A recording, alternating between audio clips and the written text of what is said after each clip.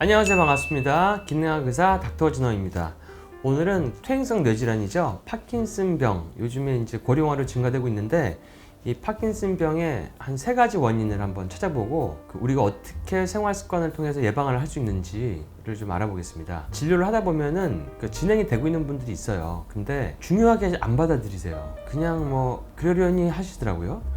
그러니까 대사는 있는데 본인이 이렇게 증상을 잘 못 느끼면 예방의 필요성을 잘 못 느끼시는 분도 계시거든요. 근데 사실은 그런 증상이 없을 때 예방하는 게 중요하거든요. 뭐 약간의 떨림이나 아니면 뭐 동작이 느려지거나 비운동성 증상 같은 경우는 이제 약간 우울감, 무기력, 혈압이 갑자기 훅 떨어진다든지 뭐 소변장애, 통증 같은 걸로도 올 수도 있고 막 그런데 이런 게 나타나가지고 막 병원을 헤매다가 파킨슨을 진단을 받는 분들도 계시거든요. 기능학에서 하는 검사들 보면은 파킨슨을 일으키는 3가지 중에 첫 번째 원인은 뇌에 쌓일 수 있는 그 환경 독소들이 있습니다. 파킨슨 진료하는 신경과나 이런 데서는 별로 이런 얘기를 잘 안 들어보셨을 가능성이 많은데 이런 환경 독소를 팝스라 그러죠. 팝스라 그래서 이제 지용성 유기용매라 그러는데 이게 농약, 스티로폼, 프탈레이트, 장난감 이렇게 휘어지게 만드는 플라스틱, 거기 비스페놀 A, 스티렌, 옛날에 막 하얗게 연기 뿜는 차, 거기서 나오는 것들, 벤젠, 다이옥신, 톨루엔 이런 것들이 전부 다 환경 독소인데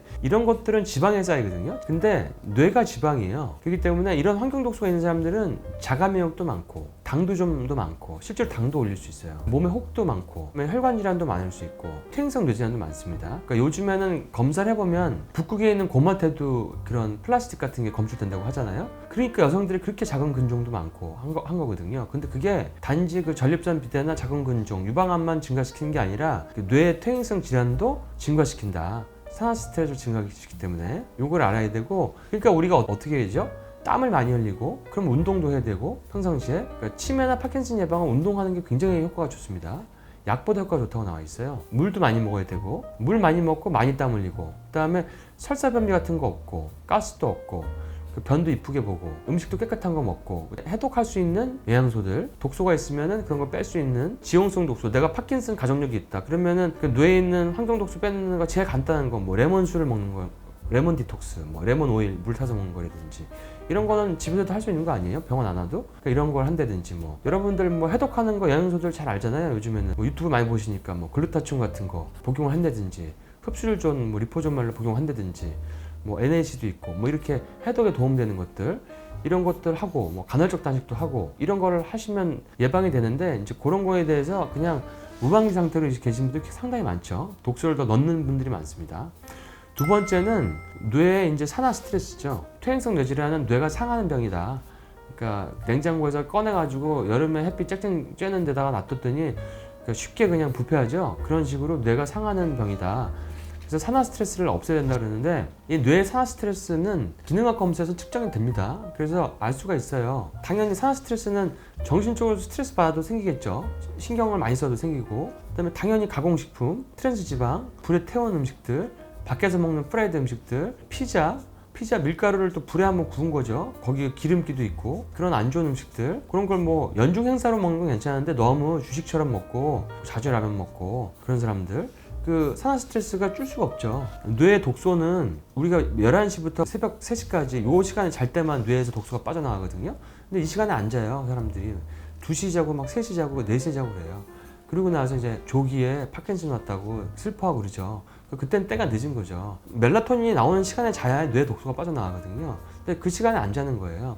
그리고 맨날 피곤하다고 그래요. 수면을 안 지키고 우리가 자연에 거슬리는데 어떻게 몸이 좋아질 수가 있습니까? 자연의 리듬에 맞춰야지.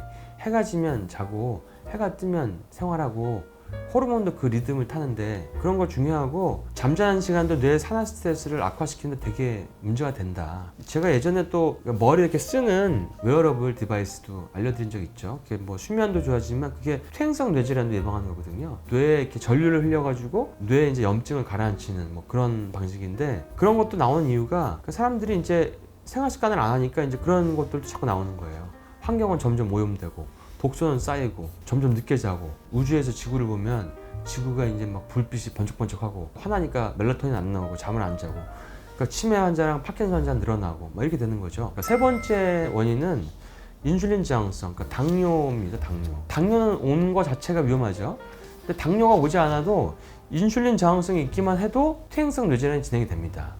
그러니까 옛날에는 그렇게까지는 뭐 연구가 많이 안 됐었는데 최근 들어서 많이 나오고 있어요. 그러니까 탄수화물을 먹는 건 좋아요. 제가 맨날 저탄수 얘기하니까 막 탄수화물 못 먹게 한다고 막 그러시는 분 계시는데 그렇게라도 얘기해야 좀 줄이지 않나 싶어서 이제 그렇게 말씀드리는 거고, 지주기행 식단도 좋고 탄수화물 좀 드셔도 되는데 깨끗한 탄수를 먹어야 되고 섭취로 인해서 인슐린 저항성이 오지 않아야 돼요. 그 정도는 드셔도 돼요.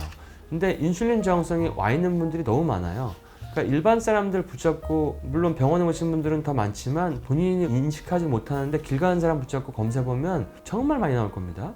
근데 그게 바로 퇴행성 뇌질환을 진행하는 원인인데, 학생들 저 학원 끝나면 편의점 가가지고 단 거 먹지, 직장인들 앉아가지고 서로 쿠키 주고 달달한 뭐 프린커피 먹고 그렇지, 달달한 과일 같은 것도 자주 먹지, 빵 같은 거 먹지, 뭐 최악의 그런 것들은 이제 낮에는 그렇게 쿠키 먹고 라떼 먹고 그러다가 이제 저녁에는 같이 모여가지고 부대찌개 집에 가서 부대찌개 시켜서 뭐 라면사리, 떡사리 이런 거 다 넣고 거기다가 반주를 뭐 맥주 같은 거 시켜가지고 뭐 이렇게 해서 먹죠. 그러면 거기 완전 그 탄수니까 이제 완전 폭탄이죠. 그러면 지방간 오고 인슐린 저항성 오고 퇴행성 뇌질환 오고, 그거 이제 꾸준하게 하시면은 굉장히 빨리 그 파킨슨 오는 시간을 당길 수가 있어요. 진짜 내가 파킨슨을 빨리 오고 싶다 하면은 맨날 그런 식단을 먹고 스트레스랑 밤은 새벽 3시 넘어 자고 황동 독소 같은 거를 배출시키지 않기 위해서 운동을 전혀 안 하고 땀도 안 흘리고 물도 안 먹고 그 독소가 들어가 있는 가공식품은 많이 먹고 변은 한 일주일에 한 번씩 보고 지용성 독소는 변으로만 빠져나가니까, 그렇게 되면은 퇴행성 뇌질환 오는 시기를 굉장히 단축시킬 수가 있죠. 전화를 제가 어저께 한 분한테 받았는데 남편이 56세인데 치매가 오셨대요. 그래서 본인이 간병을 해야 되는데 갑자기 본인이 다리가 풀리고 쓰러졌다는 거예요. 다리에 힘이 없고 팔도 그렇고 그런 증상이 있는 거예요. 지금 입원해서 MRI 찍는다고 막 그렇게 전화 오셨어요. 평상시에 그 부부면 생활 시간이 크게 다르지 않았을 거 아니에요. 그러면 뭔가 비슷한 대사가 진행될 수도 있거든요. 물론 파킨슨 같은 것도 개발하고 있는 그 앞타민C 가지고 파킨슨에 대한 논문을 썼지만 쓰고 효과가 좋아지는 걸 확인했죠. 그리고 뭐 쥐실험 이런 것들도 했고, 사실 비타민 C이기 때문에 독성은 없는 걸로 미국에서 다 허가 받았기 때문에 써보면 호전이 되긴 하지만, 이런 것들이 있는 거를 교정하는 게 사실은 파킨슨의 근본적인 거를 해결하는 거고, 안 그러면 또 약이라든지 이런 거에 의존을 하게 된단 말이죠. 근데 파킨슨 약은 지금까지 나와 있는 약들을 먹으면 효과가 점점 떨어집니다. 여러분들도 아시겠지만. 그래서 나중에 약발이 잘 안 들어요. 그러니까 여러분들이 이 세 가지는 병원에서 얘기해 주지 않아도 내가 퇴행성 뇌질환을 예방하거나 현재 미세하게라도 가지고 있으면 꼭 잘 지키셔야 될 상황이니까 이 세 가지를 잘 기억해 놓으시고, 여러분들이 건강하게 정말 갑자기 인생을 잃어버리는 그런 일이 안 생기셨으면 좋겠습니다. 다음 시간에는 그 파킨슨에 도움이 되는 영양소도 한번 제가 정리해 드릴게요. 다음 시간에 또 뵙겠습니다.